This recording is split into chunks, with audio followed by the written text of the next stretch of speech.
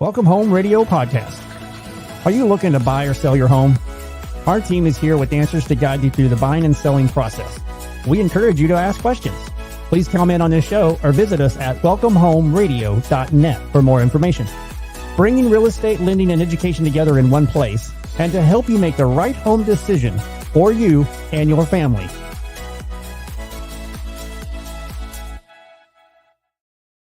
And welcome to Welcome Home Radio. It is August 28th, and this is where real estate lending and learning come together.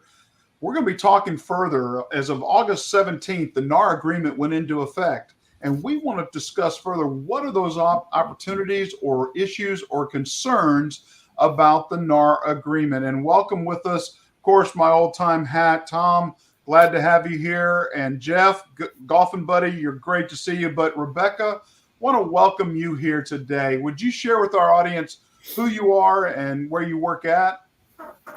Okay, so I have been a real estate agent for 10 years. I am a real estate broker as well. I'm a broker associate with LPT, Realty Company.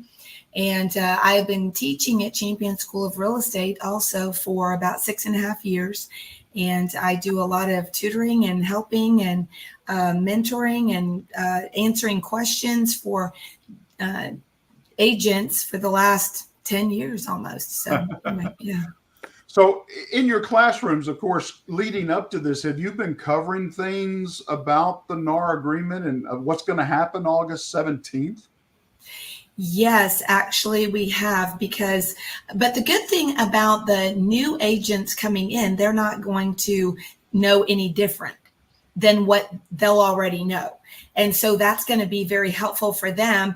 The problem, I think, is going to lie in the agencies, the brokerages that experienced agents are with, making sure that they get the word of what's going on so they can then guide and mentor the new people coming in to be able to answer questions and that sort of thing. Can you help me understand with the new agents and all that coming in, historically, the MLS has carried information with a listing about payment, about commissions, about how they're going to handle that. And now with the NAR Agreement, that is wiped out. That is no longer available to them at all. Right. I see a hidden code coming in real estate world because I don't know. I can envision anything from a simple, hey, it's a great free whatever, or something to be significant about, hey, this listing will pay the buyer's commission or this listing won't, because that's going to be a key thing. And listing agents have got to answer their phone to answer that question being called. And if they don't, I got to assume buyer agents are going to put in the contract, automatically assume, hey, this is a 3% commission deal. Would you, right. What are your thoughts on this? You know what's so funny is we've already seen some memes, and I don't know if you have seen some of those things, some interesting ways that the commission will be known. And so there's a couple of them. One is put it on the little key, just on the little tag, and it just has, a number on there. Yeah. You might, have a gardener put, the number in the hedge of the, of the property, which I think is hilarious. There's an aerial shot of the grass being, being mowed in a certain way. So that way it's just known. But, I will say that I do want to start out by saying that this really isn't anything new. This is not anything new. We've really been supposed to be doing it the way that we're going to be forced to do it the whole time. And so it really should not interrupt an experienced, seasoned agent's workings, because as the listing agent, they should be talking to their clients about the how they want to go about their strategies with, do we pay them? Do we not? What can we do?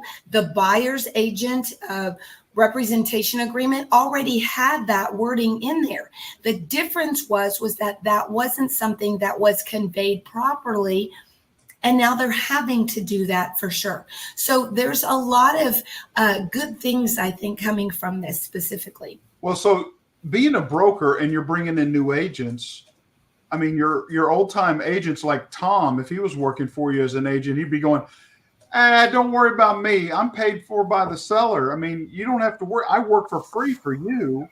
That strategy or that statement is so wrong. It's so wrong. It's always been wrong, because what you have just told your buyer is, even though the agreement specifically says you owe this money to me, I am going to try and get it from the seller in this case. Another thing is the Sherman Antitrust Act that also prohibited it. We also have a law about boycotting discount brokers. So in this case, it's okay to, today to send over a request for a certain amount. That's fine, because that's part of negotiations and that's part of your job. And so I think that it's just going to really help the industry in over and above, because of the fact that it's not like, because the buyer doesn't know what the agent saw on the MLS.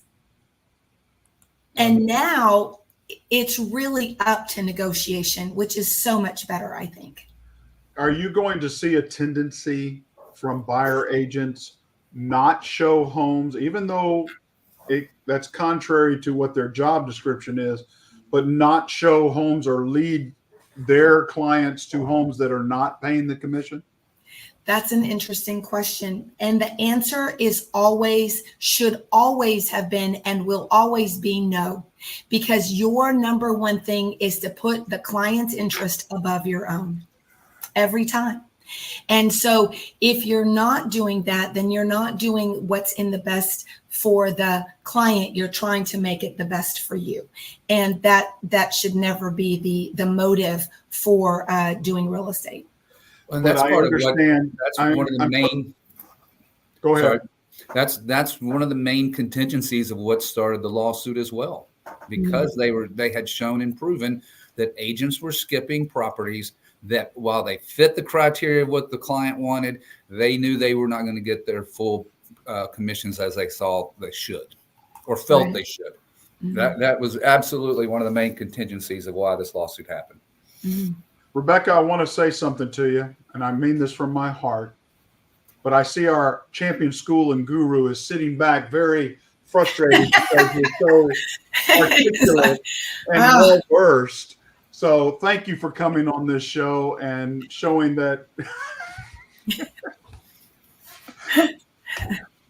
He's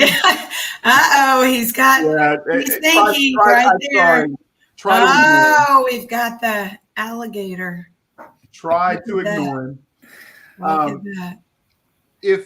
Do you see possibly where, since this is negotiable, that jumbo opportunities, and I look from a lender side, but $1 million plus homes are going to go more to a flat fee as opposed to a percentage? Because what's the difference between a $500,000-$600,000 home to $1 million, $1.2 million home? What are you going to do different to earn that extra kick in 3%? Well, there is a difference, and that's where you've got the luxury agent who's going to do certain things more so. So there are different marketing strategies for different levels of homes.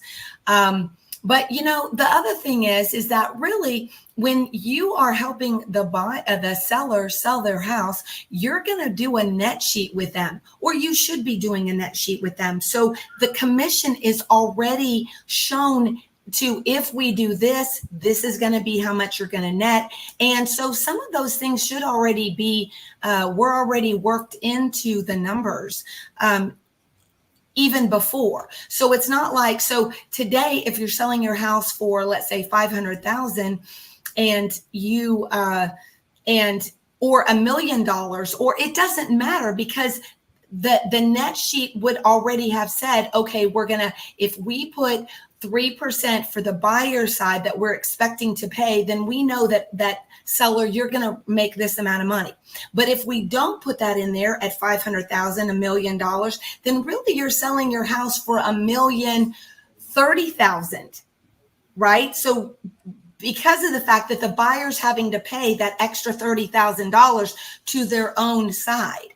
And so really the buyer might be going, well, wait a minute, I'm already, shelling out this amount of money to you. And now I'm going to have to cost this out. Also, you're going to have to bring the price down just a little bit because I won't have the money to solidify this deal. So it's more depending on the market. If it's a seller's market, the tendency to get a buyer, they're going to pay a little bit more, and that can help pay the buyer's commission.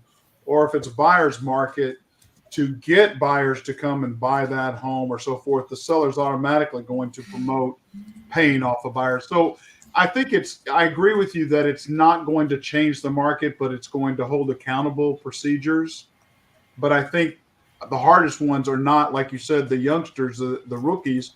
It's going to be the 10, 20-year legacy realtors that they've got to change their approach on some things or re-add or recondition their value. I think many of them that do the professional side of selling their assets or selling their value to their customers, this is not going to bother them whatsoever. It's the ones that don't, that just got in the market when the market was hot and crazy. And we've already seen a fall off on lender side as well as realtor sides, that those secondary jobs or I'm just going to do easy things or go away. And I'd like to add to that point. I think though that's really good for the industry. And the reason being is because then you have people that are professionals, that is what they're actually doing. This is what I do. I had a conversation with the class that I was teaching the other day, and I will tell you, when you look at a real estate agent, I take this very seriously. I want to make sure that I'm giving good value to my client in the profession that I do. And having people just come into the marketplace, just setting up shop and then leaving, that just doesn't do well for the industry as a whole. And so this really is going to, it's really going to cast off those just fair weather, agents who they're just in it for a quick dollar, but it kind of just doesn't set the professionalism of the what we do. Well, you mean if I get my real estate license, I just don't get business cards and sit on my couch and the phone rings? Exactly. Right. You mean you have to do something for your money? Why would you do that? I thought you just sat at coffee shops and had lunch and drank wine. Yeah. What's wrong with that? I do want to mention also, Rebecca, at the beginning, you were talking about how these are things that should have been handled this way to begin with. And just as a reminder to folks, the commercial side of the industry has handled their contracts, negotiated their fees and commissions long time ago. This has already been in place on the commercial side. So it's exactly as you said. It's been there. It's the way business has been done. But people, not everyone, but we know there are people in any contingency. They want to find the easy way and just lollygag through it, and that's not what being a real estate professional is truly about. I totally agree, completely. Yeah. I would like to take us a slight change in direction because we've talked about realtors, and again, they are professionals. They're professional negotiators, professional knowledges on areas. One of the things I think if any realtor listening to this should understand is that when they present themselves, they're presenting a team of people behind them. Right. Relationships that they have and they work for, they bring to the table for their buyers. And several of those, I think that I have not heard enough of promotion of third-party relationships, whether it's the title company, whether it's the lender, whether it's the transaction coordinator, whether a lot of things come around that. And Tom, correct me if I'm wrong. If I remember, we did a show once about educating first-time home buyers how many people behind the lender and the realtor really are.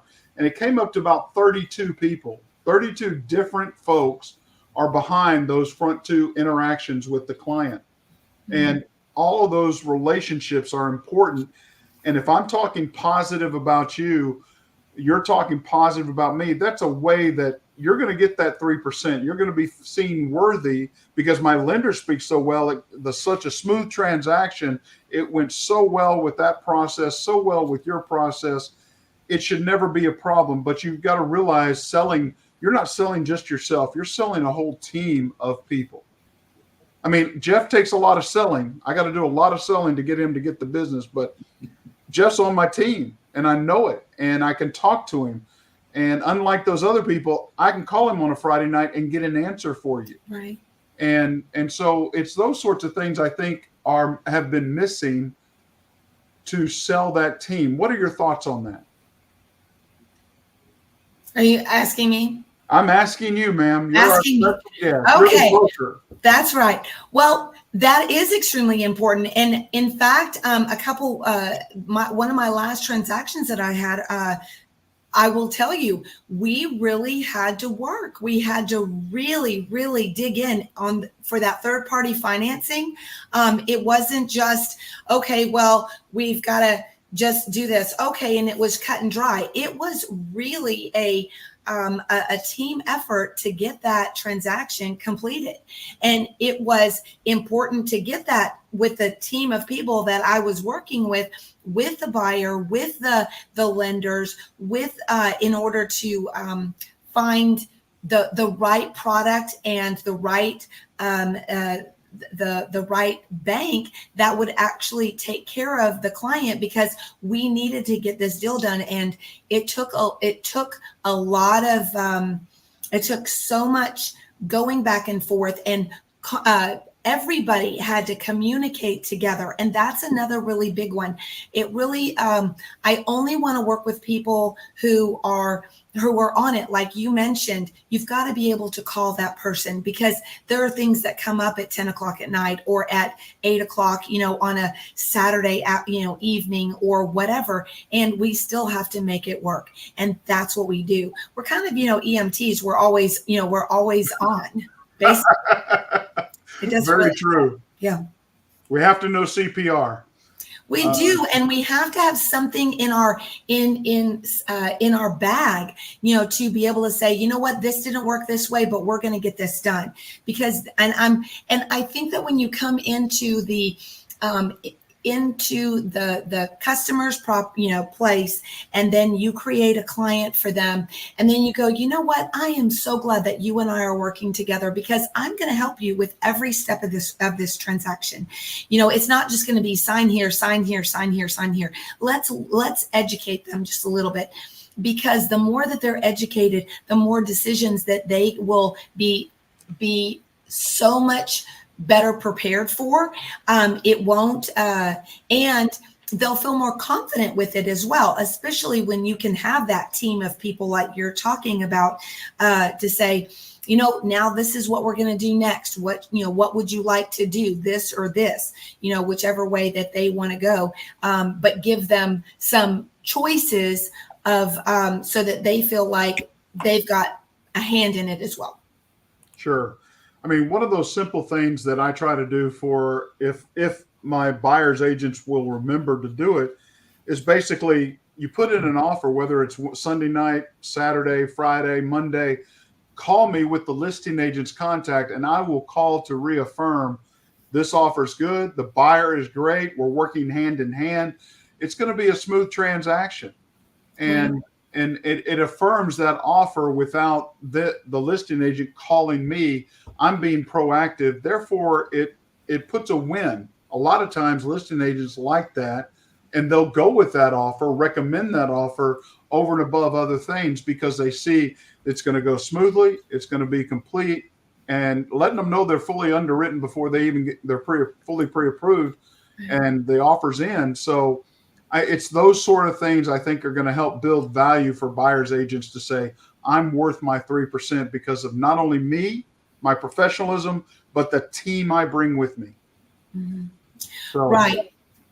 And you know, because sometimes here's another thing is, as an agent, as a broker, when I may say, you know, where are we on this particular thing? Well, you know, the client still has a couple of papers, you know, a couple of documents that I still need. Okay, well, let me call them and let me see. Hey, Brenda, you know, have you sent over those 2 documents that the lender needed? Oh, I thought I did. Well, would you mind sending them over again? And just to make sure. Oh, sure, no problem. And then it kind of keeps the ball rolling, so we all can, you know, can get what we need to get done. So there's definitely a correlation between people who are doing a job well and getting the deal done. Because sometimes they can just get lost in translation somewhere, and then it's just the whole thing falls apart. And the client then doesn't feel, does not have a sense of that they don't feel like you're competent, because you haven't talked to them, because they're just, the other person is thinking that they're waiting for something, but the other one thinks that they're waiting for something, and there's a breakdown of communication. So this kind of keeps the ball rolling, which I think just solidifies that team. Good communication always helps succeeds in my book. And open communication definitely allows everyone to, hey, here's what I'm feeling, here's what I understand. Give me an answer back. And you're right. It keeps the ball moving down the road to the goal. The ultimate goal is to get the buyer into the home successfully, on time, and in the means or better than what it was programmed to do. So awesome. I want to take us down one more road and discuss something that you're going to have insight on. You're not going to have an understanding possibly, because appraisers are unique creatures in themselves, but appraisals. How are appraisals going to change? You just said it earlier. We're buying this home for $1 million, but $1,030,000 is what I'm paying for it because of the commission. I mean, are appraisers going to change the way they're going to do if a seller is not paying the 6%, but they're only paying 3%? Is that going to change the appraised value of that property? Is this going to affect anything along that line? Because I'm hearing those things out in the industry, out with large groups. So I just want to get a solid understanding of, and of course, Tom's been very quiet. He's been biting his tongue. So we want to give him his little moment. But what's going to happen with appraisals? Are they going to do any type of change? Tom? I'm going to start on this one. I personally do not think that they should at all. And the reason for that is because an appraisal is not emotional. It is not supposed to have anything to do with anything but that property. And so when we had a seller's market, it was really very important for the appraiser to be on it for what that house was worth, not the craziness of what buyers would buy that house for. If you want to buy that house for more, and there's the zaniness of the market, well, so be it. But you're going to cough up the rest of the money as the buyer. And so I think that it's an independent opinion. And so it should not, for me, I am going to be looking for the appraiser to just go, this is how much it is. Give us an unbiased opinion of how much this house is worth, so then we can negotiate between the buyer and the seller, and commissions and all the other things. Because if we don't have a constant and we just have this ebb and flow of, well, we'll do it this much and we'll do this for this person and whatever, then you have a totally convoluted market. Personal. I mean, that's just, I just need something that just tell me what it is, and then we'll work with what you say. Tom, what do you got to say? Yeah, that's what I was going to say. What say you? Well, I was at the Dallas Mortgage Bankers meeting this month here at the first of the month. And one of the people that I know, Mark Bond, I pulled aside and asked him that exact question. And he said, well, there's a difference between value and price. Mm-hmm. So there's a difference between the market value and price that you pay for a house. And that's always been the case.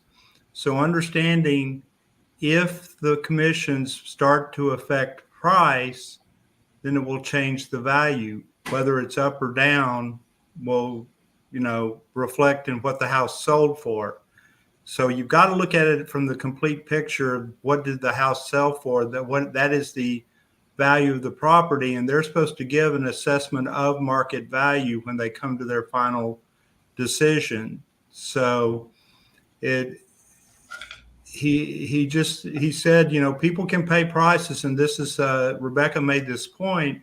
People can pay crazy pricing if they want to, but at the eventuality, will it change the market? We saw that this happened in Austin, where they went and people were paying crazy prices for houses, but it took a while before that affected the market and raised the market values.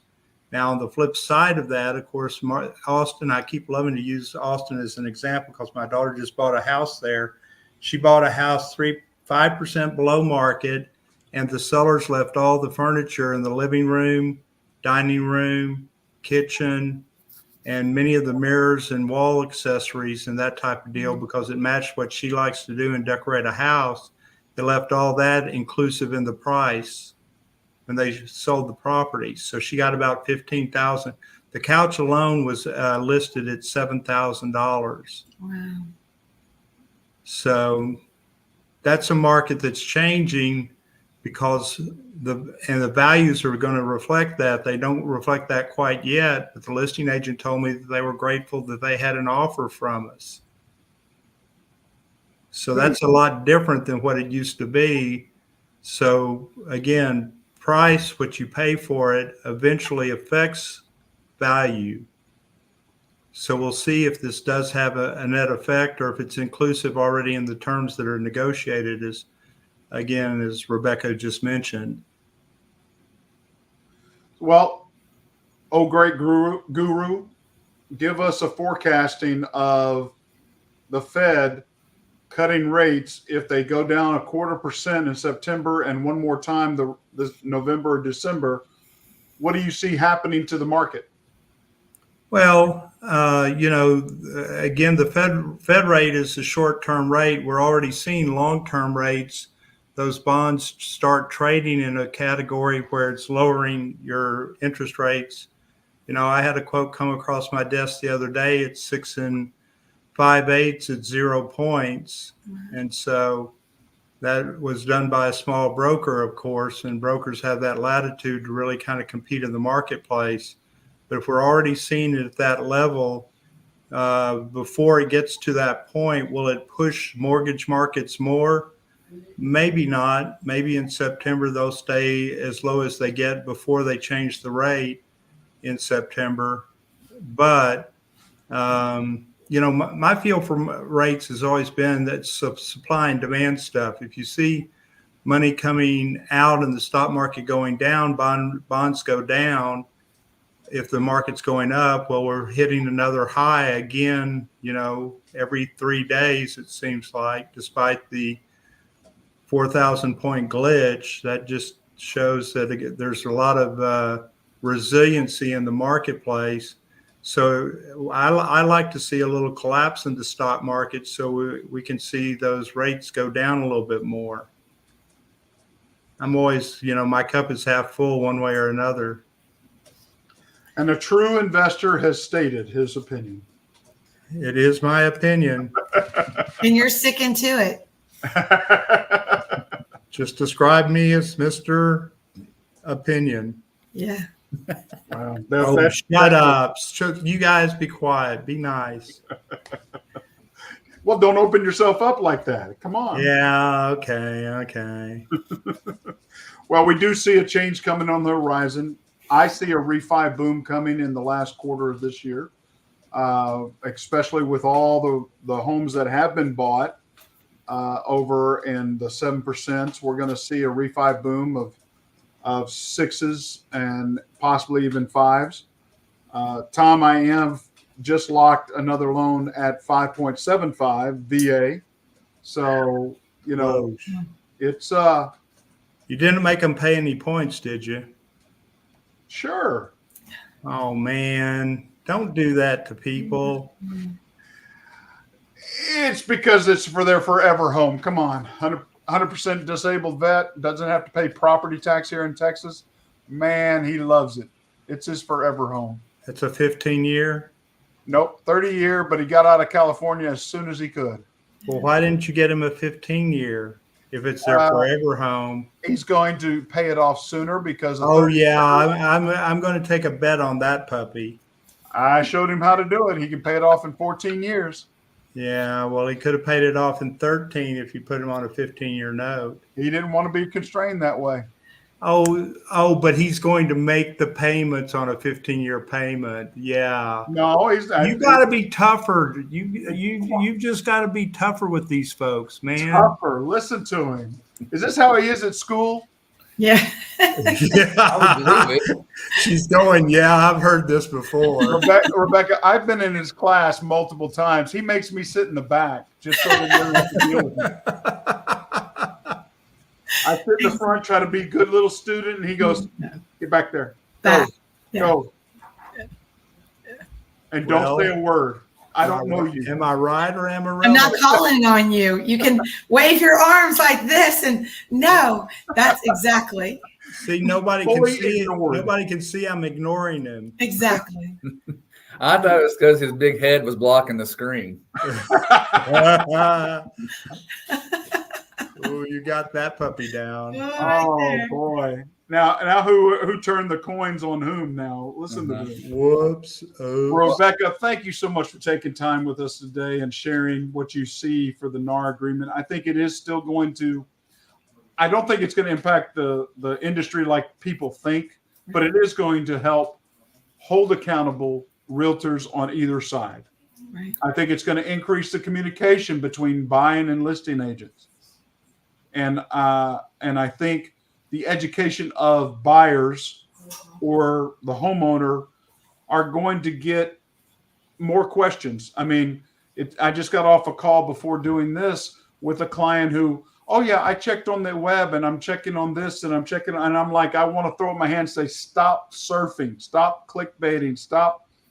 If you want to ask a question, come to me. I'll give you, and I'll even show you the sites, but all of this clickbait out there, all this fear has caused so much concern that analysis or paralysis by analysis is really taking place in some cases. But there has to be a growing trust between realtor and client. And then, of course, the team that's around that realtor. That's right. And I think we can, if we do a better job of developing that front will come forward and help everyone make the money they need to make, and the opportunities will be there. But like you said, both industries are going down. I was shocked to hear just on Tuesday, there's 267,000 loan officers that have survived the recent 3 years, but only 135,000 of them have done a deal in the last 16 months. Wow. So there's more opportunity for loan officers that are out there actually working because the pie got bigger, not smaller. The availability or opportunity has gotten larger for them, not smaller. So it should be exciting, like you say, that true professionals on the real estate or realtor side, there's more opportunity because there's less people competing.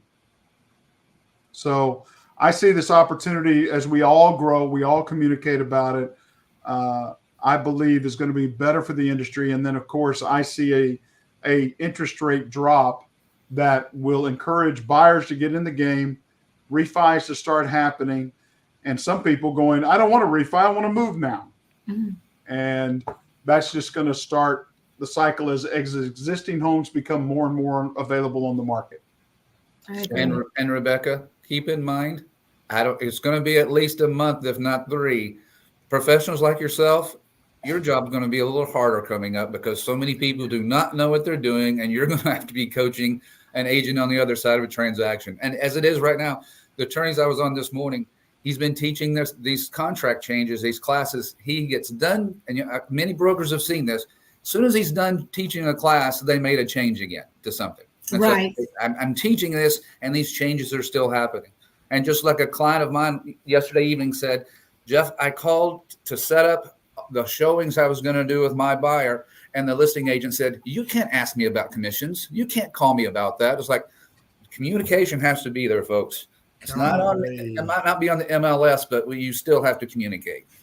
So it's an interesting time for us all, but just stay patient and hang in there, right? And we have to constantly be up on checking emails and, checking what is the latest and greatest. You can't just go hide under a rock thinking that even like with contracts, when I teach the contract class, contracts have changed so much over the years. And I still have, agents that are like, oh no, I just do it this way. You can't do it that way. And so I think that this is going to make us very mindful to just keep up with what's in what is coming down the pike, because we don't even really know it's going to change again, just like you said, because there's no finality yet in the lawsuit completely.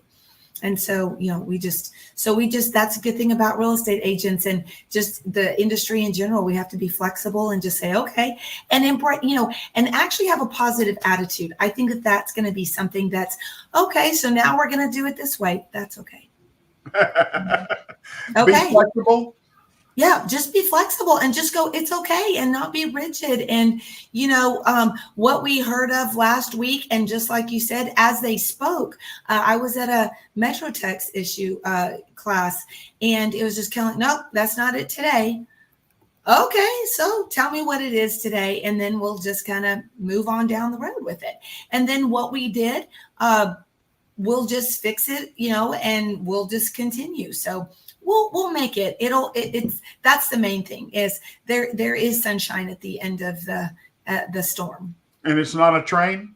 Yeah, exactly. Woo! Right. Woo, thank goodness. Yeah, it really is. It's not the oncoming train. That's right. Right. Well, I want to thank you so much for coming. Listeners, if you want to find out more about Welcome Home Radio, find us at welcomehomeradio.net. You can find all of our shows there.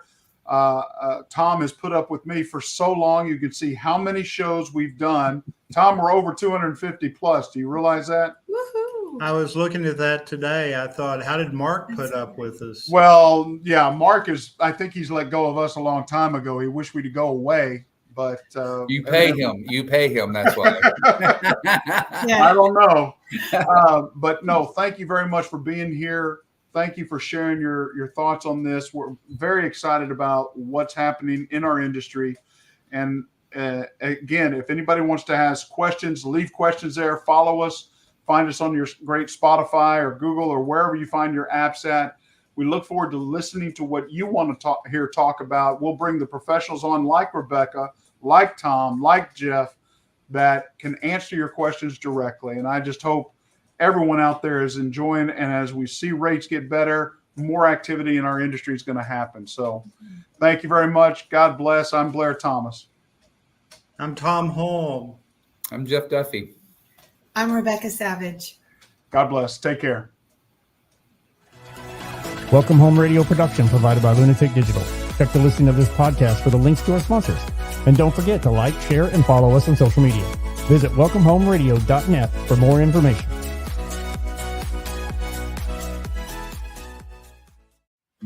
This was a Lunatic Digital production. Visit lunaticdigital.com for all your digital needs.